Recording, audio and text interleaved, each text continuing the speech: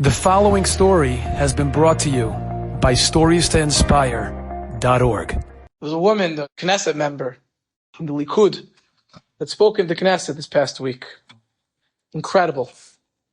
Incredible. It was hard to hear her over the tears if you watched it, because the tears you would cry by watching this. And she spoke about the mother of the soldier who, Baruch Hashem, and we hope there's going to be much more, that the army was able to free from captivity, Ori. She spoke about in the Knesset, not in the shul, not in the Beis Medrash, in the Knesset, spoke about her mother Margalit. She spoke about that video. I'm sure most of you saw the video of her mother Margalit doing Afrashas Challah while her daughter was still a hostage. And she spoke about how she's davening for her daughter to be saved with tears. And she said the truth is all of us would be davening in such a predicament. That's not the Chiddush.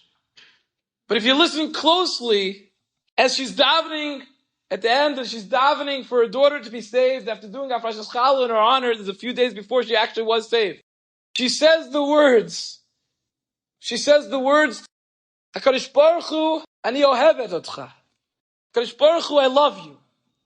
And this Knesset member says in the Knesset how she's still shaking from hearing that. That you have a mother whose daughter is a captive of barbarians like we've never seen in world history. Can't imagine in our wildest dreams the fears of her being tortured. And as this is going on, as you're davening, fine, to daven for Hashem, for her safety and to be saved, we all would do. But to, in the midst of it, say the words, Hashem, I love you. In the midst of that sorrow, in the midst of that pain, Hashem, I love you. Unwavering Emunah like we haven't seen from Akedah Yitzchak, maybe. From Avram Avinu himself. He said, Margalit, you're my role model. Margalit, you're my hero. The Emunah you have to keep on davening because it's your Emunah that's going to bring the Yeshua for all the soldiers and all the captives. This is what we see. It's incredible. Yidden, the Mamish, incredible. Incredible Emunah. Incredible, unwavering. And the Emunah we all have to have these days. Because we know Kol Ma'adav Chaman Al-Tava of it ultimately. Unwavering Emunah. We need to dig down very deep for it. It's hard at times. It's the same Emunah that we need in our journey when it comes to Shidduchim. Hashem Yatzah HaDavar. Hashem Yatzah HaDavar. And as I go through it, there might be difficulties and struggles. I know Hashem Yatzah HaDavar. I love you, and I know Hashem Yatzah HaDavar. Let's believe that with our heart and with our soul. There was a man who was zocheh to finally marry off his 8th child. Baruch Hashem, incredible. Incredible relief, incredible simcha. Marry off his 8th child. And he got up at one of the Shav Brachos. And he gets up and he starts his speech. I was zocheh to marry off my 8th child without any help from Hashem. And his children are looking at him and immediately like, how did our father just say such a thing? And they are motioning to him like, get down, you must be drunk or something. Like, how do you speak like this, right? They're like, and he continues. So I want to explain to you what I mean. To say that Hashem helps us makes it sound as if we have some part as well. We're doing and Hashem's helping. We're doing and Hashem's helping.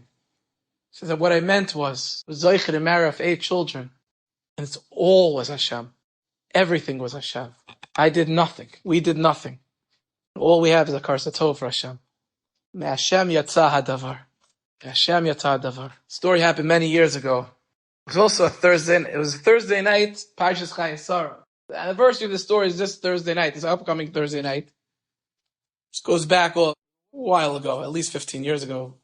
Longer than that, probably. And I got a phone call from a Talmud who was dating at the time. And his mom was crying when he had the phone. He was dating a young woman. They went out, he went out on 5 dates, 6 dates, I don't remember exactly what it was. And she ended it with him. And he was like really into it. And it was going, he thought, very well. And he was very taken aback because usually you have a good feel for this. Like he felt like it was going really well. Even that last date, he said it. They were joking around and he was very surprised. Okay, so I gave him all the chizik you could imagine. You know, mechazik him and to have this emunah, mechazik him the right person, the right time, whatever you could imagine. And hopefully got him to a decent point by the end of the conversation. And that Leil Shabbos, the next night, go to shul and the Rebbe where I daven, the Astav Kalshina Rebbe of David Spiegel Shlita, he shared the following Torah. He said, if you look at his story, when Eliezer is davening that he should be matzliach and find the proper wife, so he has a lashon in the pasuk to see if he's going to be matzliach. He says he wants to see im itzliach darko o lo, if I'll be successful or not. Mitzliach darko o lo, if I'll be successful or not. And the Rebbe asked, every word in Torah, every letter in Torah is precious. Should have just said, I want to see if I'll be matzliach, if I'll be successful. What's the other option, obviously? Obviously, if I'm not successful or not.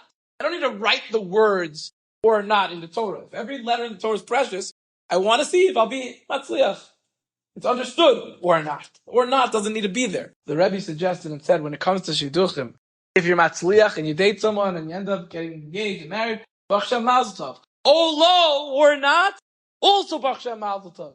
Because you don't want to end up with the wrong person. You don't want to end up with someone who's not best for you. If it ended, meant to be. Hashem yatzad devar. The Olo is also precious. And that's why the Olo is there in the Torah. Big chizik. I called this Talmud on Motzei Shabbos. I said, you remember all the chizik I gave you Thursday night? Basically everything that I said to him without the Torah. I said, I got to share with you a Ben Torah. You got to see the source of it in the Torah. And I shared with him this idea from the Rebbe. He got a lot of chizik from it. What ended up happening? Why did that young woman who he thought was going so well end it with him? Because usually you have a good feel for this. Once in a while, not someone's good at not showing their insides, but she also thought things were going well. But the whole time they're dating, she thought to herself, my best friend is perfect for this guy. The whole time, and she couldn't get that out of her head. And she ended it with him to set him up with her best friend. And he was in there. So all the time he called Rebbe Berkowitz, who's big shadchan in Baltimore, and suggested that he should date her best friend.